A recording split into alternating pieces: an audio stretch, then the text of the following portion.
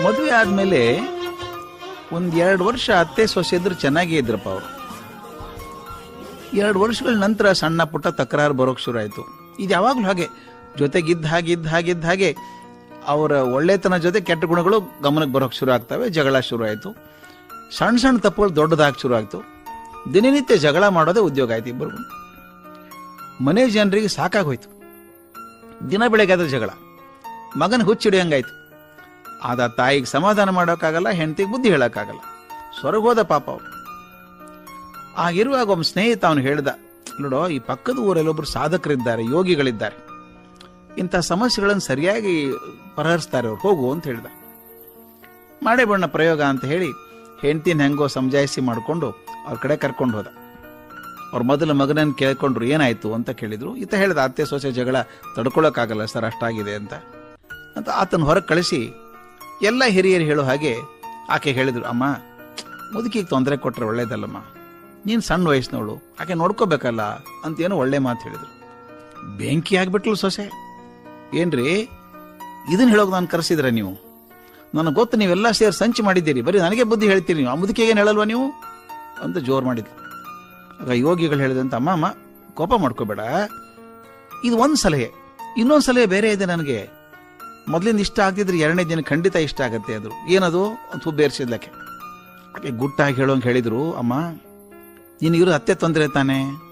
ಹೌದು. ಆಕೆ ಇಲ್ದಿದ್ರಾಯ್ತಲ್ಲ ಅಂದ್ಲು. ಇಲ್ದೇವ್ರಾಕೆ ನಮ್ಮಲ್ಲೇ ಇದ್ದಾಳಲ್ಲ, ಆಕೆ ಏನಾಗ್ಬೇಕು ಆಕೆಗೆ ಅಂತ ಪ್ರಶ್ನೆ ಕೇಳಿದ್ಲು ಸೊಸೆ. ನೋಡಮ್ಮ, ನನ್ನ ಹತ್ರ ಒಂದು ವಿಶೇಷ ಇದೆ, ಸರಿಯಾಗಿ ಕೇಳಿಸ್ಕೊ. ಅದೊಂದು ವಿಷ ನಿನಗೆ ಕೊಡ್ತೇನೆ. ಅದನ್ನ ದಿನ ಅರ್ಧ ಚಮಚ ಹಾಲಲ್ಲಿ ಹಾಕಿ ಕೊಡ್ಬೇಕು. ಅದು ವಿಶೇಷ ವಿಷ ಅಂತ ಹೇಳಿದ್ನಲ್ಲ, ಯಾಕೆ ಗೊತ್ತಾ? ವಿಷ ತಗೊಂಡ ತಕ್ಷಣ ಮುದುಕಿ ಸತ್ತೋಗ್ಬಿಟ್ರೆ ಅಪವಾದ ನಿನ್ನ ಮೇಲೆ ಬರುತ್ತೆ. ಅದು ಇದು ನಿಧಾನವಾದಂಥ ವಿಷ. ಸ್ವಲ್ಪ ಆಗಿ 1 ವರ್ಷ ಆಗೋದ್ರೊಳಗೆ ಆಕೆ ಸತ್ತು ಹೋಗ್ತಾಳೆ. ಅದಕ್ಕಿಂತ ವಿಶೇಷ ಅಂದ್ರೆ ಅದು ವಿಷ ಅಂತ ಯಾರಿಗೂ ಗೊತ್ತಾಗಲ್ಲ, ಯಾವ ವೈದ್ಯನಿಗೂ ಗೊತ್ತಾಗಲ್ಲ, ಪತ್ತೆ ಮಾಡೋ ಸಾಧ್ಯ ಇಲ್ಲ, ಇನ್ಮೇಲೆ ಸಂಶಯ ಬರಲ್ಲ.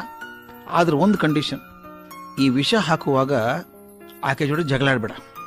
ಆಕೆ ಜಗಳಾಡಿದ್ರೆ ನೀನು ತಾಳ್ಮೆ ನಗ್ನಗ್ತಾ ಇರು. ಆಕೆಗೆ ಏನು ಇಷ್ಟನೋ ಅದು ಮಾಡಿಕೊಡು. ಇರೋದೇ 1 ವರ್ಷ ತಾನೇ, ಆಕೆ 2 ದಿವಸ ಇರ್ತಾಳೆ. ಮತ್ತೆ ಇನ್ನೊಂದು, ನೀ ಜಗಳಾಡ್ತಾ ಇದ್ದ ಮುದುಕಿ ಸತ್ತು ಹೋದ್ರೆ, ಸೊಸೆ ತೊಂದರೆ ಕೊಟ್ಲು ಒಂದು ಮುದುಕಿ ಸತ್ತು ಹೋದ್ರು ಅಂತಾಳೆ. 1 ವರ್ಷ ಚೆನ್ನಾಗಿ ಪ್ರೀತಿ ನಡ್ಸ್ಕೊಂಡು ಹೋಗ್ಬಿಡಕೆನ ಜನ ಅಂತಾರೆ, ಪಾಪ ಇಷ್ಟು ಪ್ರೀತಿ ತೋರಿಸಿದ ಮುದುಕಿ ಸತ್ತೋಯ್ತು ಅಂತಾರೆ, ನಿನ್ ಮೇಲೆ ಆಪಾದನೆ ಬರಲ್ಲ, ತುಂಬಾ ಪ್ರೀತಿ ತೋರಿಸೋ ಅಂದು. ಆಯ್ತು, ನಕ್ಕೊಂಡು ಬಂದ್ಲಕ್ಕೆ. ಅತ್ತೆ ಮೇಲೆ ತುಂಬಾ ಪ್ರೀತಿ ತೋರಿಸೋದು ಇರ್ಲಿಲ್ಲ, ತೋರ್ಸ್ಕೊಂಡ್ಕೊದ್ಲು. ಆಕೆ ಹೇಳ್ದಂಗೆ ಆಕೆ ಏನ್ ಕೇಳ್ತಾಳೋ ಮಾಡೋದು. ಅತ್ತೆ, ನೀವು ಕೂತ್ಕೊಳ್ಳಿ, ಮಾಡಬೇಡಿ, ನಾ ಮಾಡ್ತೀನಿ, ಕೂತ್ಕೊಳ್ಳಿ, ನಿಮಗೇನು ತಿಂಡಿ ಬೇಕು ಹೇಳಿ ಮಾಡ್ಕೊಡ್ತೀನಿ. ಔಷಧಿ ಹಾಕೋದು ಮರಿಲಿಲ್ಲ, ವಿಷ ಹಾಕೋದು ಮರಿಲಿಲ್ಲ. ದಿನ ಅತ್ತೆಗೆ ಅನ್ಸೋಕ್ ಶುರು ಆಯ್ತು.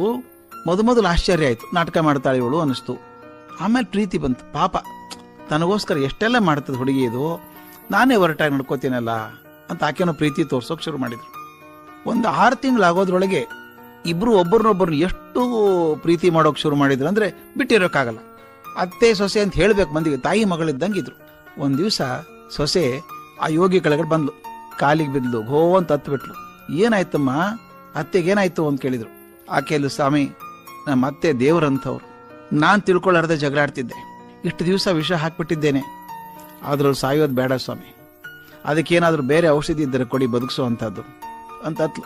ಯೋಗಿಗಳು ಹೇಳಿದ್ರಂತೆ, ಚಿಂತೆ ಮಾಡಬೇಡಮ್ಮ, ನಾ ಕೊಟ್ಟದ್ದು ವಿಷ ಅಲ್ಲ, ಪುಡಿ ಸಕ್ಕರೆ ಕೊಟ್ಟದ್ದು, ಅದು ಆಕೆಗೆ ವಿಷ ಅಲ್ಲ, ಅದು ನಿನ್ನ ಹೃದಯದ ವಿಷ ತೆಗೆಯುವಂಥ ಔಷಧಿ ನಾನು ಕೊಟ್ಟದ್ದು ಅಂತ ಹೇಳಿದ್ರಂತೆ. ಅತ್ತೆ ಸೊಸೆ ತಾಯಿ ಮಗಳಂಗೆ ಚೆನ್ನಾಗಿ ಬದುಕಿದ್ರು. ನಾವು ಹಾಗೆ ಅಲ್ವಾ ಸ್ವಾಮಿ? ಮತ್ತೊಬ್ಬರ ತಪ್ಪುಗಳನ್ನು ನೋಡ್ತಾ ಹೋದ್ರೆ ಮನಸ್ಸು ಕೆಟ್ಟು ಹೋಗ್ತದೆ. ಬದಲಾಗಿ ಅವ್ರು ಇರುವಂತ 4 ಒಳ್ಳೆ ಗುಣಗಳನ್ನು ನೆನೆಸ್ತಾ ಹೋದ್ರೆ ಬದುಕ ಸುಂದರ ಆಗ್ತದೆ, ಮನಸ್ಸಿನಲ್ಲಿರೋ ವಿಷ ಕಳೆದು ಹೋಗ್ತದೆ. ಹಾಗಾದ್ರೆ ನಮ್ಮ ಸಂಬಂಧಗಳು ತುಂಬಾ ಗಟ್ಟಿ ಆಗ್ತದೆ, ಜಗತ್ತಿನಲ್ಲಿ ಪ್ರೀತಿ ನೆಲೆ ಆಗ್ತದೆ.